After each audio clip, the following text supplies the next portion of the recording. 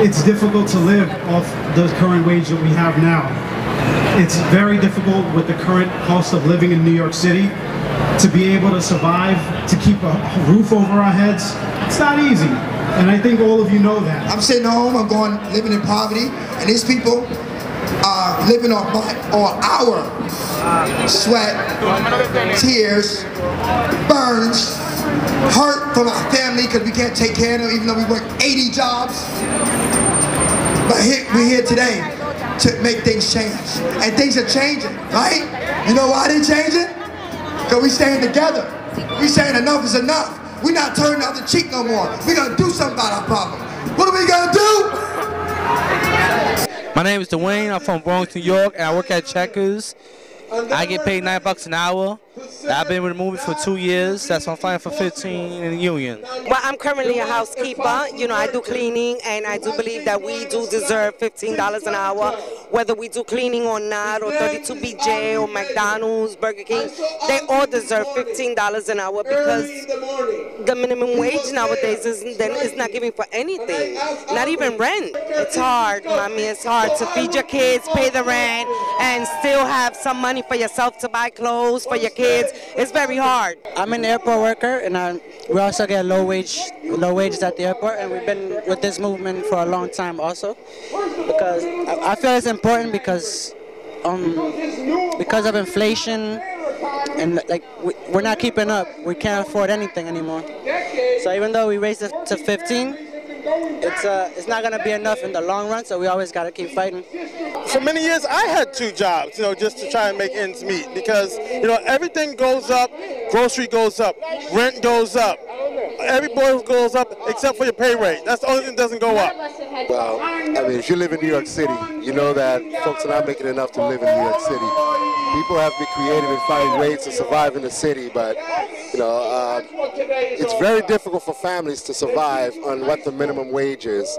Whether it's state or federal, it's absolutely too low. So we thought it was very important to fight for workers to get a $15 minimum wage, which, by the way, is not enough, but it's better. It's better for folks to be able to provide for their families, to be able to have a future for themselves and their children. There's so many people who work for billion-dollar corporations that can't afford to live in this country, especially in New York City, can't afford to live in this city. So I think that the fight to address that, to have labor unions or worker organizations that can actually affect that, is a big part of actually having political power to affect all the issues that we're facing. Peace, this is Rod Stars for Rebel Diaz and You Don't Stop. We're at the Fight for 15 rally right now in Times Square. As you can see behind me, they got the big screen, the people are out here, the workers are out here.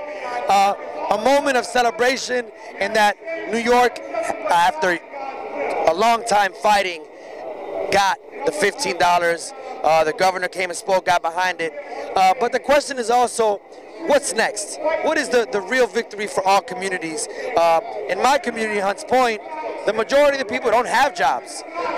So the question becomes, how can these struggles all come together and be unified in a larger overall struggle? The fight for police brutality, against police brutality, you know what I'm saying? The fight for immigrant rights. And so we've seen some of the examples of it here, but we're trying to see how all of this can come together. But definitely a victory for the workers. $15 an hour is a lot better than $9 an hour. And so we'll see in a city that's facing gentrification. But for today, the people here are celebrating a victory. And at the same time, across town is where the fascist presidential candidate Donald Trump is having a rally. This rally will be joining the people over there, so we're going to head over there and get a little bit ahead of it and see how this all comes together. It's a day of resistance in New York, April 14th. The people are standing up on different fronts, and then You Don't Stop is there to cover it.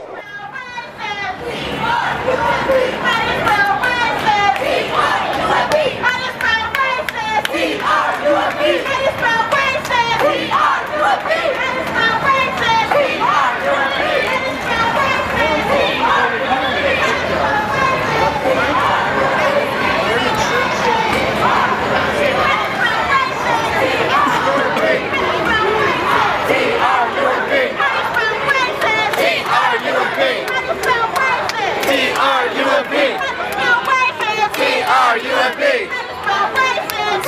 C-R-U-M-P. How do you spell racist? C-R-U-M-P. How do you spell racist? C-R-U-M-P. How do you spell racist? C-R-U-M-P. How do you spell racist? C-R-U-M-P. How do you spell racist? C-R-U-M-P. How do you spell racist? C-R-U-M-P. How do you spell racist? C-R-U-M-P. All right. My name is Sasha Murphy. What organization are you a part of? I'm with the Answer Coalition as well as the PSL, Party for Socialism and Liberation. Why are you here today? Well, we're out here simply because we realize that Trump is spewing racism. He's talking basically about saying that immigrants cannot come into the country. He's pushing Islamophobia. He's pushing all of these things onto our people, and we're here to build a fight back movement against racism, because it's not about making America great again. He's trying to make America hate again. No Trump, no KKK, no fascist USA, no Trump, no KKK, no fascist USA, no Trump, no KKK, no fascist USA, no Trump, no KKK, no fascist USA. I'm here to protest and fight for what's right, you know? You gotta let the people know, you gotta let your voice be heard, because if you don't, then nothing is ever gonna be done. Can you share about what you're protesting today? Yeah, so pretty much that I think that Donald Trump is a racist. He doesn't want to welcome people, and if he becomes president, we're all screwed. Everyone, not just immigrants, not just anyone, everyone is screwed. Women, men, children, immigrants, people from other countries, even people from here, we're all screwed, you know? You gotta fight for it. So we're here today because not only is Donald Trump a racist, but also in light of the events at CUNY that Hillary Clinton was at our student organization at John Jay. The student body wasn't informed.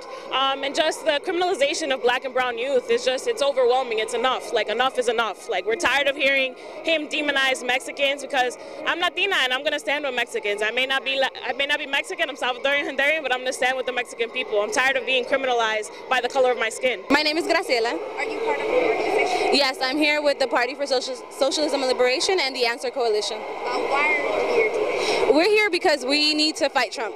We need to show that Trump is not someone who can run for candidate. It's not someone who speaks for the people. And, you know, he's been given a platform to speak, and he shouldn't be given a platform to speak, because the things that he says actually lead to violent actions against our people, against women, against Muslims, against immigrants. Asian, Latin, black and white, workers of the world unite. Asian, Latin, black and white, workers of the world unite. Asian, Latin, black and white, workers of the world unite. Asian, Latin, black and white, workers of the world unite. Luchar, vencer, obreros al poder. Luchar, vencer, obreros al poder. Luchar, vencer, obreros al poder. We're standing against all the hate against immigrants, Muslims, and black people, and we're here to say that we are going to fight for the humanity and the dignity of all people. And you've seen thousands of people that have shown up today from all over the state. Donald Trump is very dangerous because his thoughts and ideas, as we see, are thoughts and ideas that others have. I think now with him saying these fascist things, we see those Passover states also bringing up these ideas and thoughts that are backwards. And then also the threat of black and brown life is also coming into play, and he needs to be stopped at all costs. I think if he's elected, actually, it might bring out the revolution, so he might not be.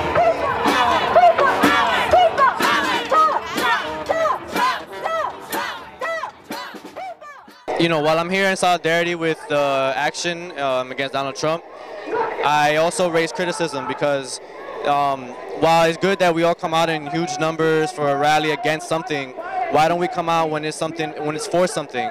Why don't we come out in these numbers in our own communities? Why don't we come out in these numbers when it's in our hood, in the Bronx, in Brooklyn, in Harlem? Why is it that we all seem to be able to come out in hundreds of people when it's in 42nd Street or when it's in Union Square, but when it's come into like South Bronx, oh, let's go to Hunts Point, or let's go to whatever in Brooklyn, it's only like, what, you know, a few people.